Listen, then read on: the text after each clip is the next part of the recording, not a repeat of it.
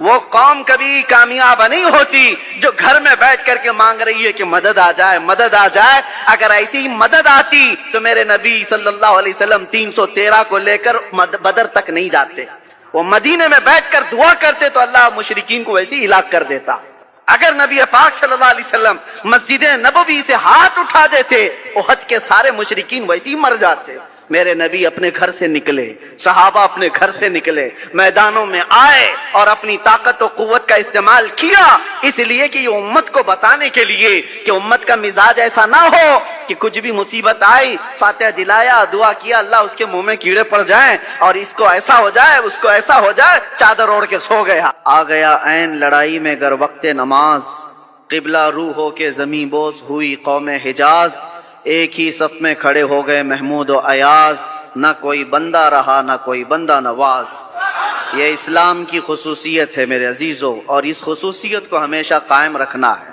ایک بات، بہت مختصر سا وقت ہے، مولانا نے تو اس کو جلسہ بنا دیا، ورنہ تو یہ جمعہ ہی ہے، جمعہ الگ ہوتا ہے، جلسہ الگ ہوتا ہے۔ میں آپ سے ایک بات عرض کرنا چاہتا ہوں، برسوں سے آپ اس عبادت خانے میں یا جہاں پر بھی اپنی پیشانی ٹیکنے کے لیے جاتے ہیں، بچپن سے تو آپ مسجدوں میں جا رہے ہوں گے، ایک مسجد ایسی کوئی مجھے بتا دو جہاں خدا کی کوئی تصویر لگائی گئی ہو، کہیں ہے؟ چلو یہاں نہیں ہے تو مولانا نے کبھی شکل بتائی ہے کہ اللہ ایسا ہوتا ہے، خدا ایسا ہوتا ہے؟ نہیں بتایا۔ یہ پوری دنیا کی واحد قوم، ایک ہی قوم ایسی ہے جو بنا دیکھے سجدے میں چلی جاتی ہے۔ ہر قوم کو دنیا میں جا کر کے آپ دیکھنا، سرچ کر کے، سب کو جھکنے کے لیے کوئی نہ کوئی مورتی کی ضرورت ہوتی ہے۔ وہ سامنے دیکھتے ہیں پھر جھکتے ہیں، اور چاہے وہ کسی بھی دین میں ہو، سب نے اپنا اپنا کچھ نہ کچھ بنا رکھا ہے۔ عیسائی اگرچہ خدا کی عبادت کی بات کرتے ہیں، لیکن انہوں نے مریم اور حضرت عیسیٰ علیہ السلام کی بھی مورتیاں بنا لی ہیں۔ یہودی اگرچہ اللہ کی عبادت کی بات کرتے ہیں، لیکن نبیوں کی مورتیاں انہوں نے بھی بنا رکھی ہیں۔ جتنے مذاہب ہیں انہوں نے سب نے اپنی اپنی جھکنے کے لیے کچھ نہ کچھ چیزیں بنائی ہیں۔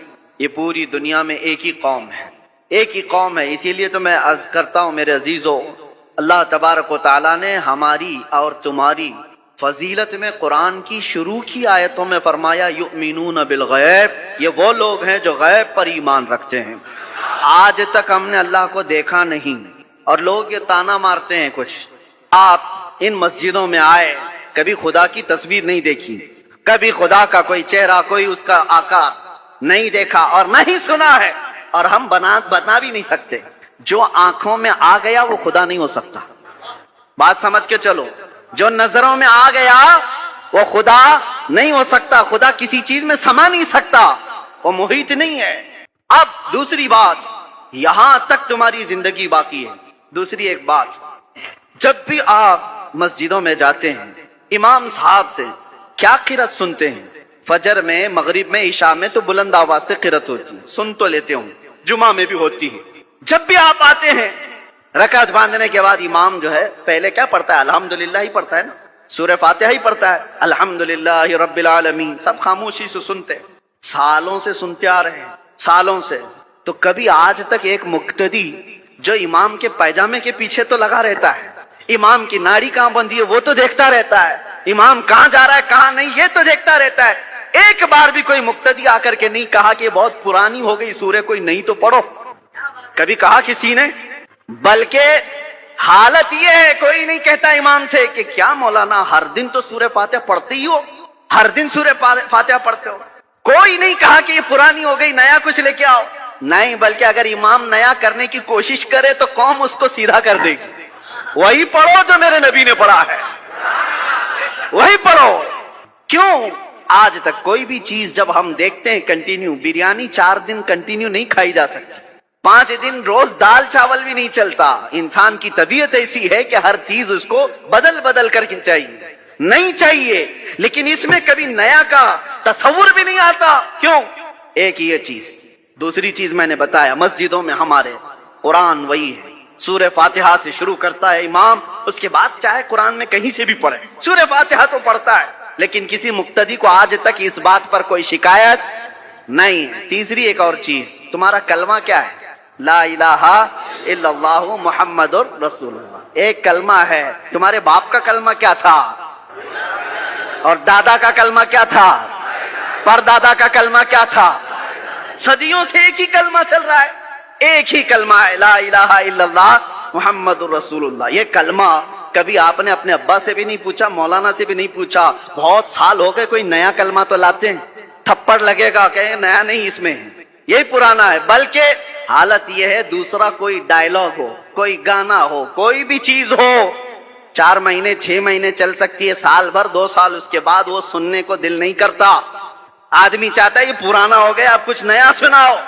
कलमा तैयबा को कोई भी उम्मती ये नहीं कहता पुराना हो गया, अरे 70,000 बार भी पढ़े तो उसमें जिद्दत और लज्जत और आती, कभी पुराना नहीं होता।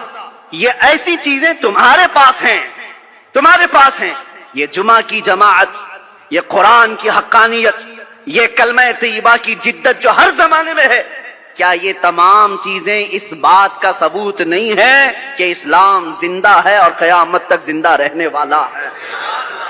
किसी भी जगह पर तुम्हें ये चीजें नहीं मिल सकती, हर जगह बहुत कुछ बदलाव है। हाँ, मैं बता सकता हूँ चैलेंज के साथ, दुनिया का कोई भी मजहब हो, खुला है किताबें, और हम बताते हैं उसके कितने कितने नुस्खे हैं, कितने कितने। बाइबल में आज कितने नुस्खे, 70 से ज्यादा नुस्खे अलग अलग मिलते हैं। यूनान में अलग है और यूरोप में अलग है। जो इंजील, Bible, old testament, new testament सब बदली हुई हैं। और हमारे यहाँ की किताबें, हमारे देश में जो बहुत सारी मुकद्दस किताबें मानी जाती हैं, इनमें भी हेर फेर, इधर उधर बदलाव अलग अलग है। लेकिन अफ्रीका से लेकर अमेरिका तक, हिंद से लेकर के आप किसी भी कोने तक जाओ, कुरान सूरह फातिहा से शुरू होता है, वन्नास पर ही खत्म होता है। फिरके बहुत हुए दीन में, इस्लाम में बहुत सारे फिरके हुए, लेकिन इसमें किसी का इख्तिलाफ नहीं आया। कुरान के 30 पारे और 114 सूरतें जो सहाबा के जमाने में थी, वो आज भी वही मौजूद है। इस कलाम पाक पर किसी का असर क्यों नहीं हुआ आज तक? कोई कुरान नहीं बदल पाया, कोई एक पारा तो छोड़ो, एक सूरा तो छोड़ो, एक हरफ भी नहीं बदल पाया, जबर जेर और नुक्ते भी इसके बदल नहीं पाए। 1400 साल से एक किताब चली आ रही है, इस किताब को कोई नहीं बदल पाया।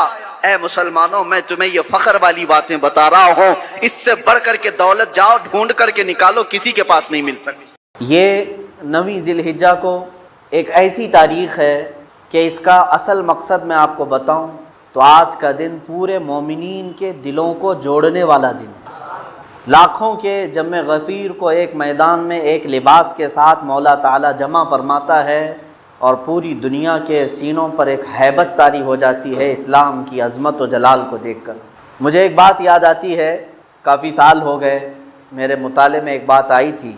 यहूदियों की अपनी किताबों से और उनके बड़े बड़े हकीमों ने जो मशवरे दिए थे कि हम इनको जितना भी मुंतशिर और बांटने की कोशिश करते हैं, फिर ये मिल जाते हैं मुसलमान, और इनको जोड़ने वाली चंद चीज़ें हैं, अगर इन पर यानी कदगन लगाई जाए और इसको ख़त्म कर दिया जाए तो फिर ये नहीं जुड़ सकते। इनको जोड़ने वाली चीज़ें कुछ ऐसी हैं जिनको रखा गया है इब्तिदाए इस्लाम से आज तक। उसमें से उस यहूदी आलिम ने कहा कि इनको हम पूरी मेहनत करके अलग अलग करें, फिर भी ये जुमा के दिन जमा हो जाते हैं। हमारे जुमा का ना ऐलान होता है, ना प्रचार लगता है, ना पोस्टर लगता है।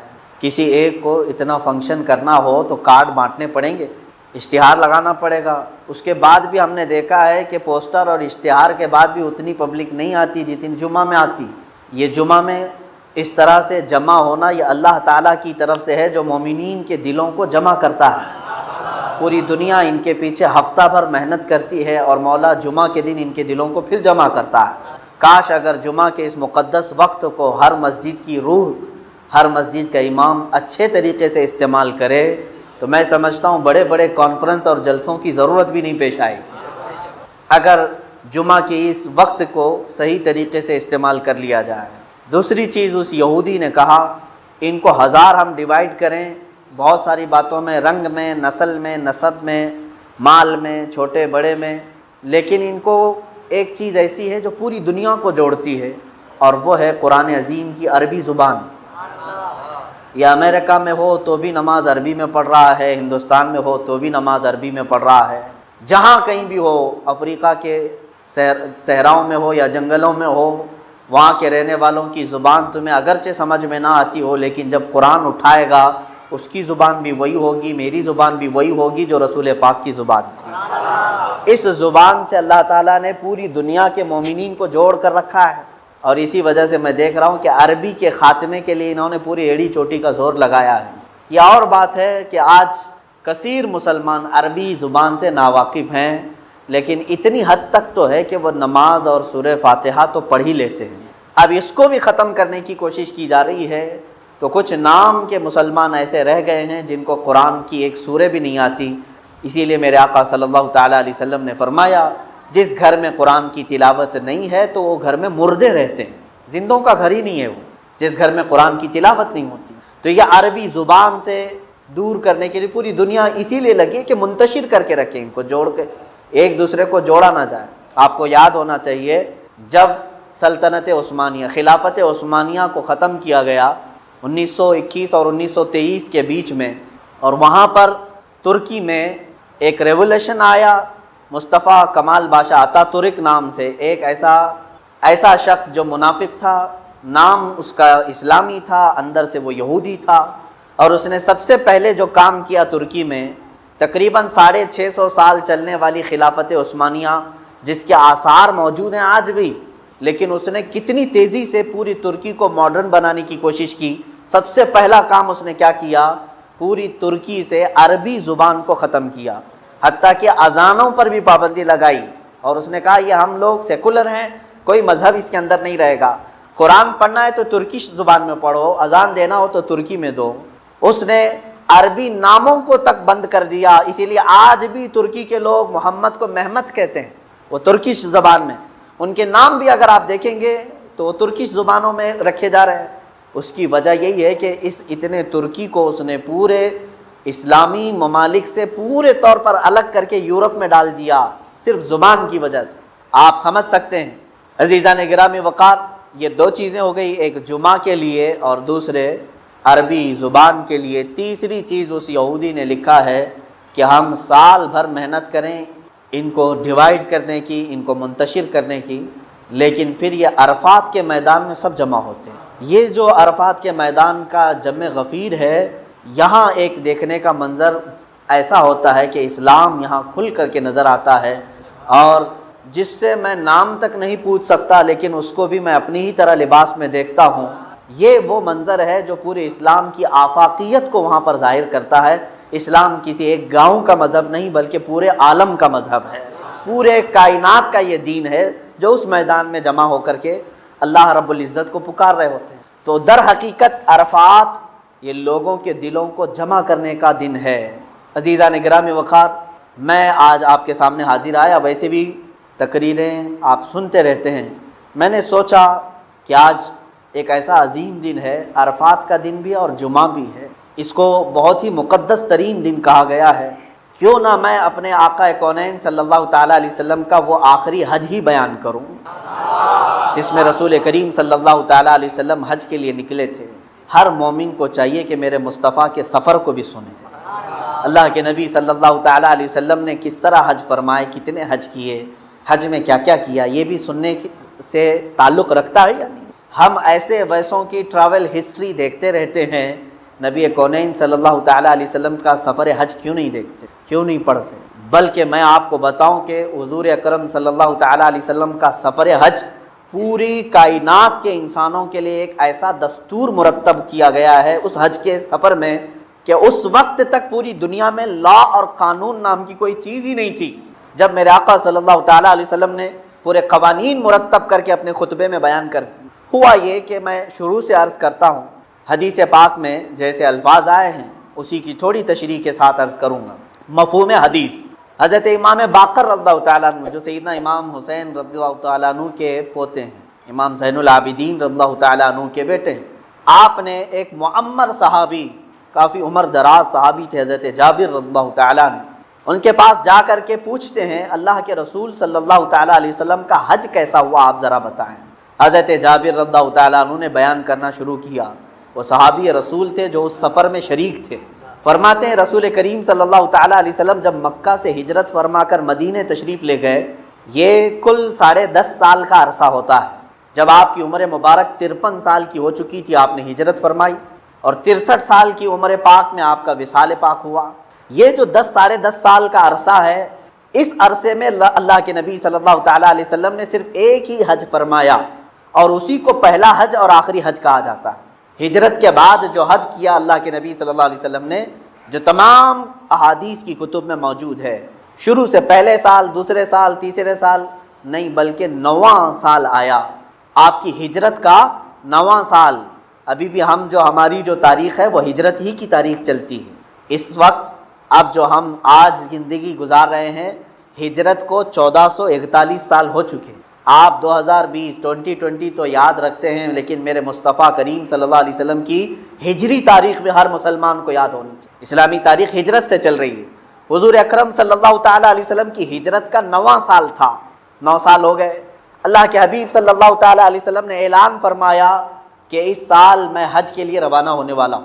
یہ بات ایسی پھیلی، پورے عرب میں پھیل گئی، جہاں جہاں صحابہ تھے سب کے سب کوچ کر کے مدینے میں جمع ہو گئے، سارے آ گئے، کیونکہ میرے مصطفیٰ کریم صلی اللہ علیہ وسلم کے وہ ہم رکاب ہونا چاہتے تھے، ہم سفر ہونا چاہتے تھے۔ اور صحابہ کی ہمیشہ سے عادت رہی ہے کہ حضور اکرم صلی اللہ علیہ وسلم کا کوئی بھی سفر وہ چھوڑتے نہیں تھے، سفر میں میرے آقا صلی اللہ علیہ وسلم کے ساتھ وہ شرف ضرور حاصل کرتے۔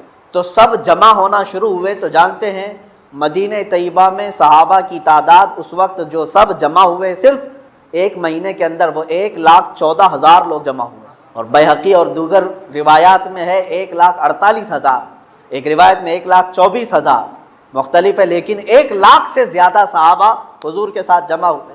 ذی القعدہ کا آخری عشرہ تھا، یہ ذی الحجہ کا مہینہ ہے، اس سے پہلے جو مہینہ گزرا وہ ذی القعدہ ہے۔ ذی القعدہ کا آخری عشرہ تھا، جمعرات کا دن تھا۔ رسول کریم صلی اللہ تعالیٰ علیہ وسلم نے مسجد نبوی شریف تشریف لا کر ظہر کی نماز پڑھائی، اور سب سے کہا سفر کا ارادہ کر لو اور کوچ کر جاؤ، سب ساتھ نکلو۔ اللہ کے حبیب صلی اللہ تعالیٰ علیہ وسلم کے ساتھ اس وقت 1,24,000 صحابہ اور آپ کی تمام ازواج مطہرات بھی تھیں۔ حضور صلی اللہ تعالیٰ علیہ وسلم کی تمام زوجات جتنی امہات المومنین وہ ساتھ تھیں، سیدہ کائنات فاطمہ الزہرا رضی اللہ تعالیٰ عنہا بھی ساتھ تھیں۔ حضور اکرم صلی اللہ تعالیٰ علیہ وسلم نے چند جانور بھی اپنے ساتھ لیے ذبح کرنے کے لیے، اور یہ قافلہ نکلا مدینہ طیبہ سے۔ مدینے والوں کے لیے جو میقات ہے اس کو ذوالحلیفہ کہتے ہیں، وہاں تک میرے آقا صلی اللہ تعالیٰ علیہ وسلم تشریف لائے، اور آج کے زمانے میں مدینہ طیبہ سے باہر مسجد بنی ہے، ایک مسجد ابیار علی، جہاں پر میقات مدینہ طیبہ کی شروع ہوتی ہے، اور حرم کی بھی، حرم مدینہ کی باؤنڈری بھی وہاں سے شروع ہوتی ہے۔ وہاں رسول کریم صلی اللہ تعالیٰ علیہ وسلم تشریف لائے، آپ کی اونٹنی آپ کے ساتھ تھی، قصوہ جس پر آپ سوار تھے، اس جگہ پر تشریف لا کر میرے آقا صلی اللہ تعالیٰ علیہ وسلم نے غسل فرمایا اور نمازیں ادا کی۔ مقام بیدا ایک اونچی پہاڑی ہے، وہاں پر تشریف لائے، اور سارے صحابہ کو کہا کہ بلند آواز سے کہو لبیک اللہم لبیک، لبیک لا شریک لک لبیک، ان الحمد والنعمت لک والملک لا شریک لک۔ اللہ کے حبیب صلی اللہ علیہ وسلم نے فرمایا جتنی بلند آواز سے تم پکارو گے، جو تمہارے آس پاس درخت، پتھر، پہاڑ موجود ہیں، قیامت کے دن یہ تمہارے لبیک کی گواہی دیا کریں گے۔ صحابہ اکرام رضوان اللہ تعالیٰ علیہ مجمعین نے بھی لبیک پکارا۔ حضرت جابر فرماتے ہیں میں نے دیکھا پہاڑی کے اوپر سے، تو میں نے دیکھا کہ جہاں تک میری نظر جا رہی ہے سب صحابہ اکرام کے سروں کا سمندر نظر آ رہا ہے، سب احرام میں ملبوس ہو چکے تھے۔ اللہ کے نبی صلی اللہ تعالیٰ علیہ وسلم کو احرام کس نے پہنایا؟ ام المومنین سیدہ عائشہ صدیقہ رضی اللہ تعالیٰ عنہا۔